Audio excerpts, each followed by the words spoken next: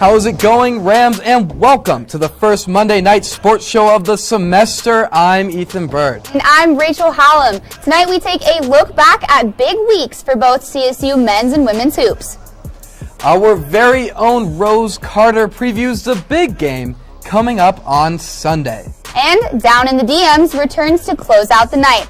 All of this and more coming up on CTV Sports.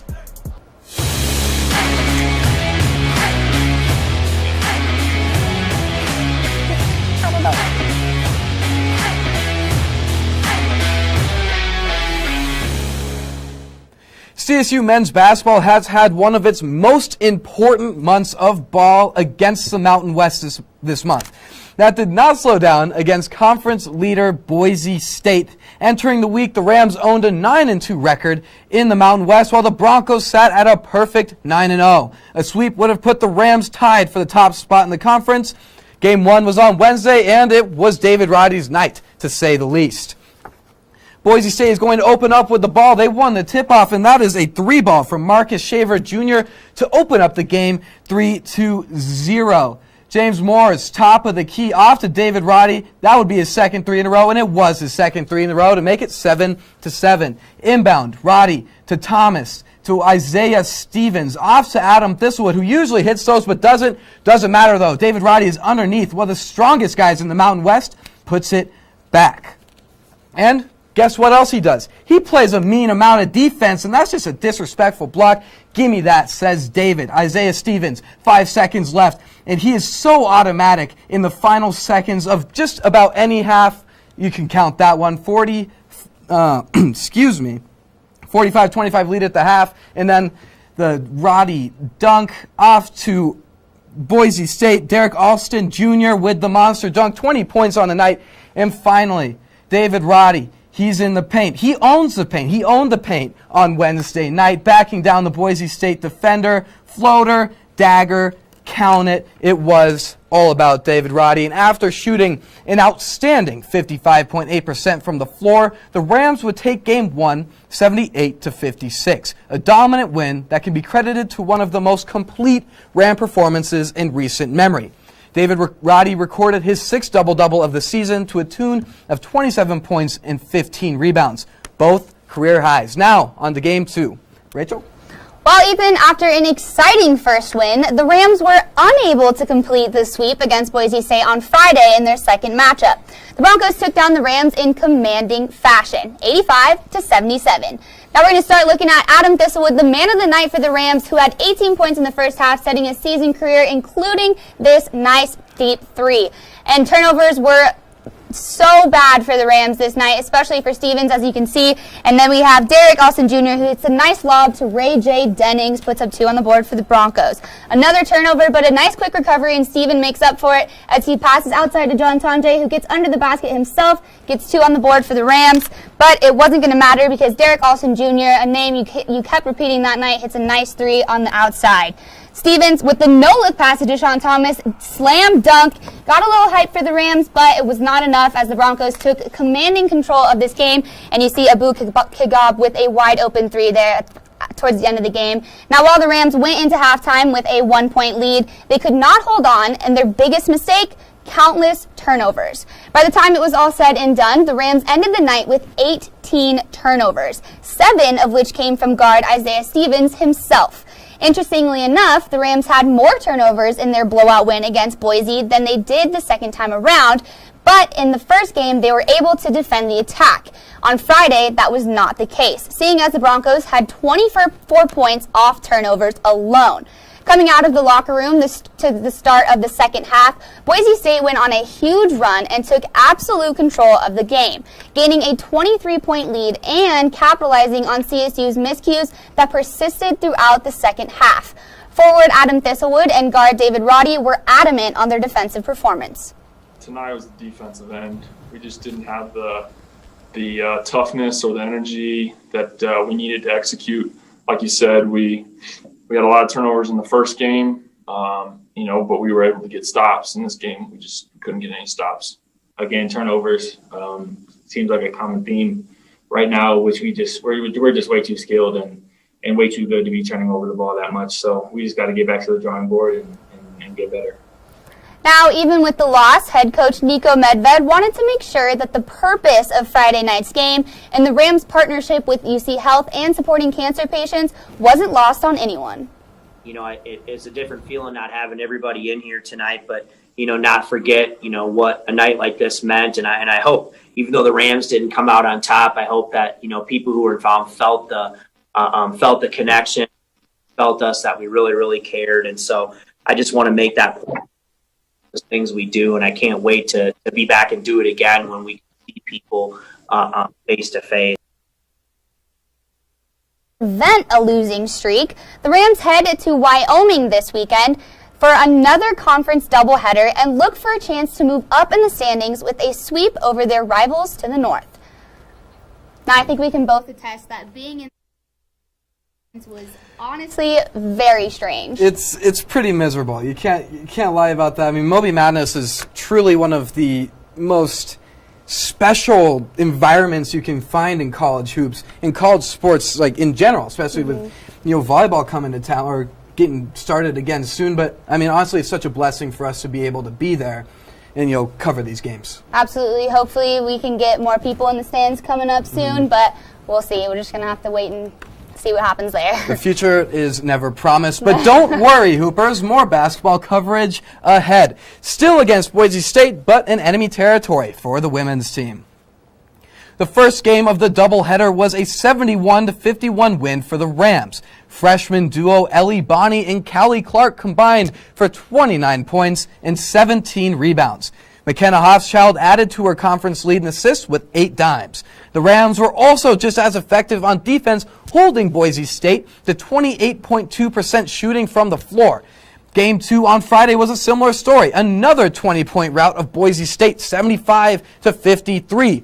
This time, CSU went on a 14-0 run in the first quarter and simply didn't look back. McKenna Hofschild performed again with 16 points, 6 assists, and 4 steals. Laura DeVos contributed 17 points and 9 boards, and the Rams absolutely dominated the glass, out-rebounding Boise State 52-38, with 4 Rams pulling in 9 rebounds each. I'll tell you what, Kawhi Leonard would be pretty proud of his Mountain West sisters in that one.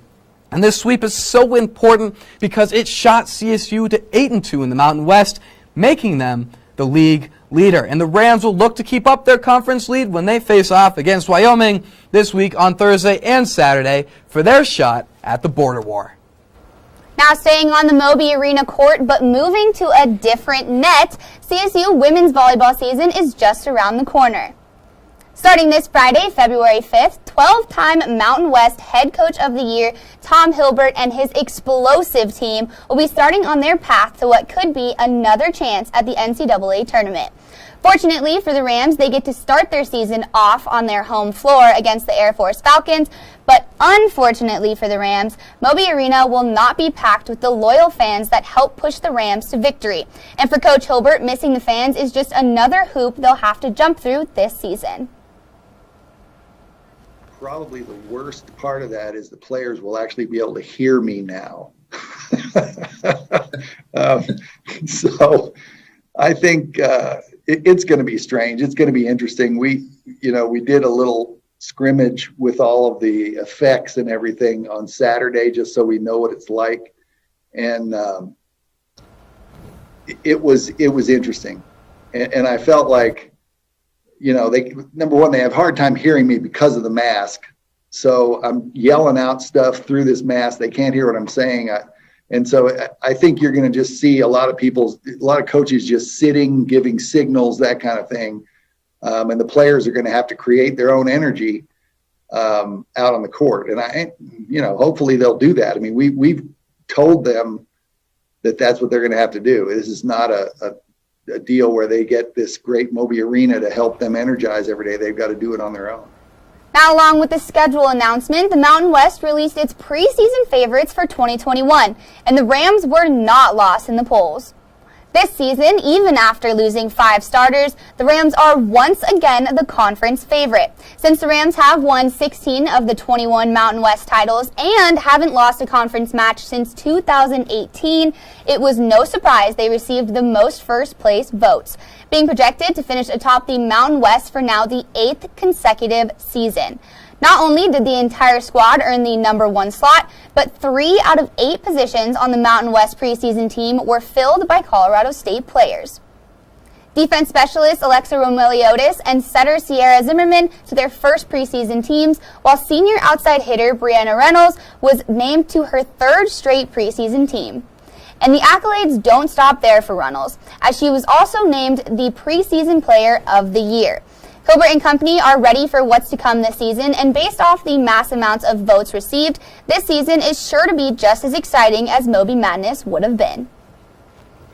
Now, volleyball is probably my favorite sport to cover here at CSU because Tom Hilbert does such a good job at building a team that always produces. As CSU's head coach, he's never lost. He's never not won 20 games. Every time, 20-plus games. And it's just so fun. I'm really excited to have CSU's most dominant sport back on campus. Absolutely. It's going to be really interesting as well because they have so many new players that came in, 8 freshmen this season. And like I said, they lost 5 of their starters this past season, all graduating, all great players. But it's going to be really interesting to see all these different players come into their own and fill those positions as well. Oh, yeah. Kirsty Hillier, Katie Oleksak. Moby's really going to miss a lot of those seniors from last year. Now, time for a break. But first, let's check in with Rose. I understand you have some things to say about an important football game this weekend.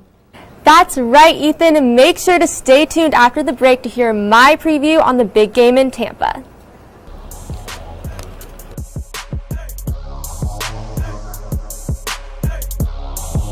It takes less than 1 minute to find out if you may have prediabetes. You can do it here. But you probably won't. You're busy. Kids, work, show coming back in 48 seconds. So let's do this now. Hold up 1 finger if you're a man, women 0. 3 more fingers if you're over 60, 2 over 50, 1 over 40. If you're not sure, keep in mind you're sitting on a couch right now, so 1 more finger if you're not very active. 1 finger if yes, 0 if no. 1 yes, 0 no.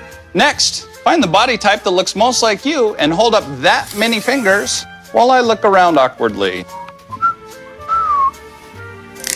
And that's it. If you're holding up 5 fingers or more, you probably have prediabetes. Sorry to be so blunt, but hey, you're busy. Just go to the site. Well, the big week is finally here, but I can't really talk about it, at least not in the way we normally talk about it. On Sunday, the Professional Football Championship will feature last year's champs from Kansas City and a team from Tampa Bay led by the GOAT. You may have heard of him, Tom Brady, who in his first year in Tampa is in position to get his 7th ring. Now, the league controls the rights to the marketing of this game. So far, we haven't been able to get approval to raise quite enough money in student fees so CTV can pay for those rights. So, at least until next year, I can't say the name of the teams, I can't say the name of the conferences, I can't say the name of the No Fun League, I can't say the game is happening on a super weekend day known as Sunday, and I can't even say the name of the event. So, for this segment, let's call the big game being played Sunday the Big Soup Bowl. Now, back to the game. When the 2 teams met back in Week 12, the reigning champs put on a show in the first half. Tyreek Hill went off for 203 receiving yards with 2 touchdowns in the first quarter alone. But Tampa almost came back in the fourth quarter, losing the game by just 3 points. Now, this matchup is already historic in that Tampa Bay will be the first team playing the big game on their home turf at Raymond James Stadium. And then you have the 5th battle between Tom Brady and Patrick Mahomes. Or, as ESPN analyst Mina Kimes puts it, GOAT versus Baby GOAT. Brady has 6 Pro Football Championship wins and 3 league MVPs in a 20-year span. Let's put that in perspective. We call Green Bay Title Town. They've won 7 championships in the last 60 years. If Brady wins on Sunday, I guess he's officially Title Tom. He's also the winningest quarterback in league history. But then you have Mahomes. He's had a 50-touchdown, 5,000-yard league MVP season, big Super Bowl win, and 2nd championship appearance in just his 3rd year as a starter. Now, Kansas City and their high-powered offense are trying to run it back and repeat as league champs. But they'll have to face Tom Terrific and Tampa's monster defensive line to do it. Now, enough with the lead-up. Let's get into my 3 things to watch out for. We have to start with Tyreek Hill. Now you see right here, Patrick Mahomes back to pass, lofts it over the head of Carlton Davis right into Tyreek Hill's hands.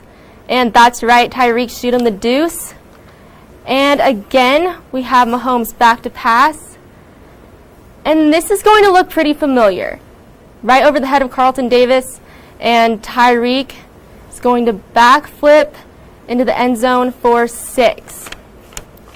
Now, we all know Tyreek Hill is one of the most explosive players in the NFL, if not the most explosive player. In the last 2 playoff games, he's had 100-plus yard games. In Buffalo last week, he went off for 172 yards. And then in Cleveland, 110 yards. So in Week 12, Tampa Bay tried to stop Hill with Davis in coverage and then some late safety help. But with a player as explosive as Tyreek Hill, late help is often help that comes too late. Now, that was seen in Patrick Mahomes' perfect passer rating against Davis, and Tyreek Hill finished the game with 269 yards. Now, we all know Kansas City has so many weapons. They have Sammy Watkins coming back from injury. They have McCole Hardman. They have Demarcus Robinson. So, I mean, come on, Todd Bowles. Get the man Davis some help over the top. But Hill isn't the only one to watch out for. Travis Kelce is arguably the best tight end in the league. Let's look at the film. Patrick Mahomes back to pass and goes right to Kelce, his go-to man. You know, Kelce is the kind of player you can prepare for, you can plan for, but you just can't stop him, and he is the Chiefs' biggest red zone threat. He's also had over 100 yards in each playoff game the last 2 games. And this season, he broke George Kittle's record for most receiving yards by a tight end with 1,416 yards. So he'll definitely be one to watch for in the game. Now, moving on to my second thing to watch, Tampa Bay's defensive line. Let's go back to last week's game against Green Bay. So right here you see Rodgers is going to get sacked by Shaq Barrett. And he's a very familiar face for CSU players or fans. And anyway, so these two, Jason Pierre-Paul, you'll see him right here. These two are a big reason why this defensive line has been dubbed the Grave Diggers. In this season, they've had 6 players with 3+ sacks. That's tied for 4th in the league. And in quarterback hits, they're tied for 2nd. Now, this defensive line is very good at really attacking the offensive line's weaknesses. And you can see that in these highlights as Green Bay's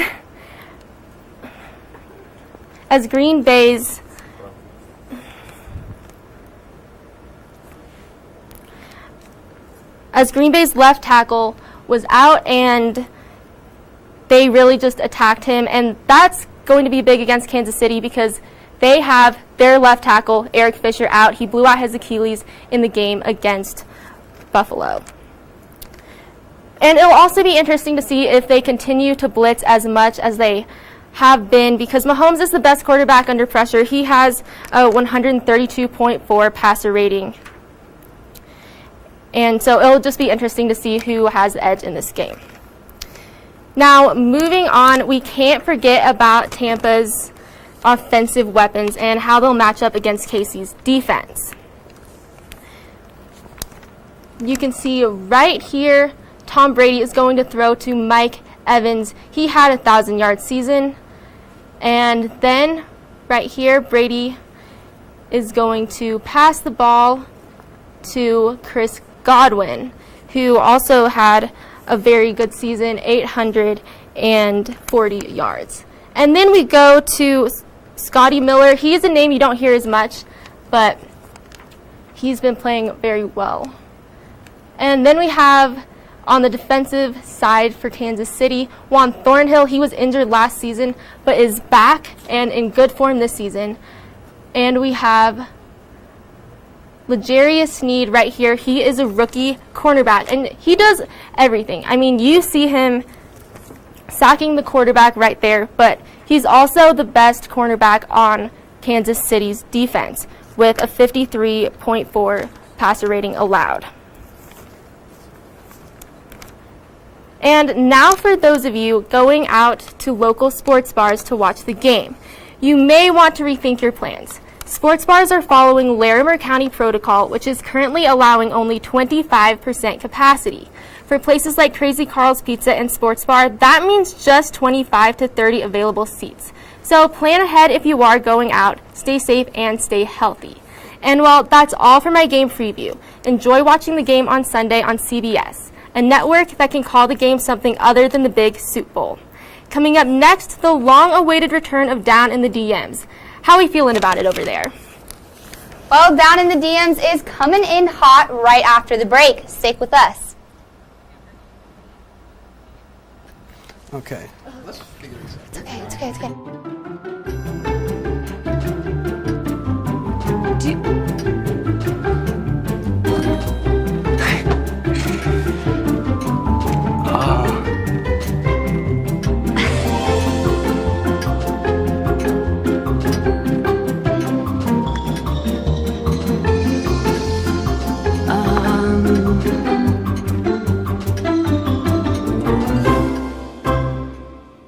Listen, you're my friend. I noticed you haven't really been yourself recently. Yeah, I feel like something's up. How are you? Are you okay? Is there anything you want to talk about? I just want to know how you're feeling. And listen, even if you don't know what to say, I'm here to talk. No matter what you're going through, I just want you to know I'm here. I've got your back. When you want to talk, I'm here. You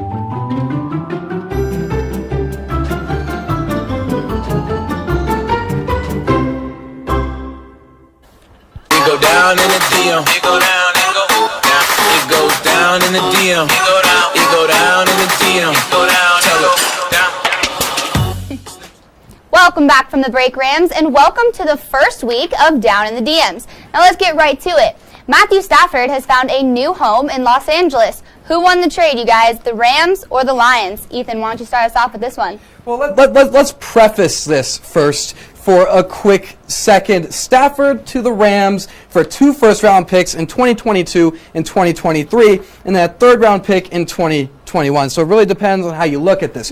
Right now, the Rams are winning the trade right now, but in the future, you might be looking at the Lions and say, oh, they might have stolen Jared Goff there a little bit, because after this, the Rams will go 7 seasons without having a single first-round pick. Yeah, Matthew Stafford, I think he's one of the most underrated QBs in the NFL. But what happens when he's going to have to retire soon, just like all the other guys? You go 7 seasons without a first-round pick, you might find yourself in a worse position. I think you said it pretty perfectly there, that the Rams are looking kind of at their present more than they are looking at their future. I would say that the Rams kind of won this one, but more specifically, I would say that Matt Stafford won this one. You say that he's not got a lot of time in his career left, but I think for him to get out of Detroit and actually have more available targets on his offensive lineup, I think that's a much better situation for him. Yeah, I have to agree with you, Rachel. I mean, LA, they really have the pieces to put around Stafford that he did not have in Detroit. And I know Detroit's going to get some first-rounders, but they're also known for really squandering talent. I mean, just look at Calvin Johnson. Dang, you put a dig on Megatron there for a second. That's all said and done, but, I mean, they have a new front office now, and they have a new head coach now in Detroit. So I think I want to, I mean, I'm a big Matthew Stafford guy, but I was even bigger Jared Goff guy, and I may have been pretty wrong about that. I mean, back in that, I think it was the 2018 bowl game where Cal beat Air Force, he looked like the quarterback that he was 2 years ago that dominated the league. So Detroit could have found a gem and had one of the more lopsided trades this week, which we're not going to talk about. I miss you, Nolan Arenado. Wait, anyway, we're not going to get into that. But I really think that they could win this trade if Jared Goff continues to perform and they draft well. That's a big if, because I just think that Jared Goff is a little iffy on the field. I think he kind of goes back and forth. He has his really bad off days, and if he doesn't have a broken finger during the season, I think that might be a little helpful. All I'm saying is I would much rather go from Detroit to LA than LA to Detroit, personally. That's fair. I won't blame you that. But after a tough start to the Nuggets, sorry, we're going to move on to the next question. Should probably let you guys know about that. After a tough start to the season, Nuggets have climbed to the number 4 spot in the West. This question comes from my boy Youngest Baudet on Twitter. Thank you for reaching out. Should the Nuggets trade for Bradley Beal? What are we thinking? I think they should absolutely trade for Bradley Beal. Why wouldn't they want someone who's a top scorer to go very well with Murray and Jokic? Yeah, I think Bradley Beal desperately needs to get out of Washington. I think arguably they are the worst team in the league right now. I mean, they're at the bottom of the Eastern Conference with a 4-12 record. I think that he definitely needs a team that he can build with. And going to the Nuggets, I think that could be really good for him, honestly. I think that he could have much more help offensively. I mean, you already talked about it, Rose. He's one of the top scorers in the league. He is the top scorer in the league, averaging 35 points a game. I mean, that's just incredible. He needs a team to support him. He can't do it all himself. You know, as much as, Bradley Beal on the Nuggets is a dream. It's really any basketball player's dream. And he could be that third key that Michael Porter Jr. hasn't quite become yet. However, the big problem is, in just about any package for Bradley Beal is going to have MPJ in it. And in my opinion, MPJ is untouchable. MPJ is after Jokic, is probably one of the most important players on the Nuggets for the future. I mean, he missed a month due to COVID, came back, and he dropped 20 points. MPJ is too special to give up for Bradley Beal. What I would say, instead, Gary Harris and Will Barton, as much as sentimental as they are for the Nuggets, they helped build this playoff contending team. I don't think that they're very big assets to this team anymore, and at times, they drag them back. So maybe a Derrick Rose trade would be better than Bradley Beal. Well, we'll just have to see. Who knows? Yeah. Well, not better than Bradley Beal, but more realistic for the Nuggets. I should redact that. Okay, that's more like it. Finally, this is one of the best seasons in CSU men's basketball history. What are the odds they go dancing in March? I don't know. I think that after this... I think that after they couldn't complete this sweep against Boise, which they very much needed for the end of the season, I think it's kind of all up in the air, but, I mean, there's still a lot of conference play to go, so you never know what's going to happen to the top place right now. I mean, you never know what's going to happen to Utah State. You never know what's going to happen to Boise, so we'll just have to see. If they can keep their turnovers to a low, I think that'll be good. Yeah, that's exactly what I was going to say. I mean, they've just been pretty sloppy lately. But they do have the easiest schedule left in the Mountain West. Absolutely. I mean, they're playing the bottom half of the league. Wyoming, University of New Mexico, Nevada, Air Force, who are combined 13-32 in the Mountain West. If they go perfect, they could find themselves in the tournament. And, well, that is all the time that we have for tonight. We're looking forward to another great semester. I'm Ethan Bird. And I'm Rachel Hallam. Make sure to tune in tomorrow night for Ellison Hubbard's first show since last spring. Lastly, I'm Rose Carter. Follow us on sports_CTV on Twitter and Instagram to stay updated on CSU athletics all week long. Good night, Rams.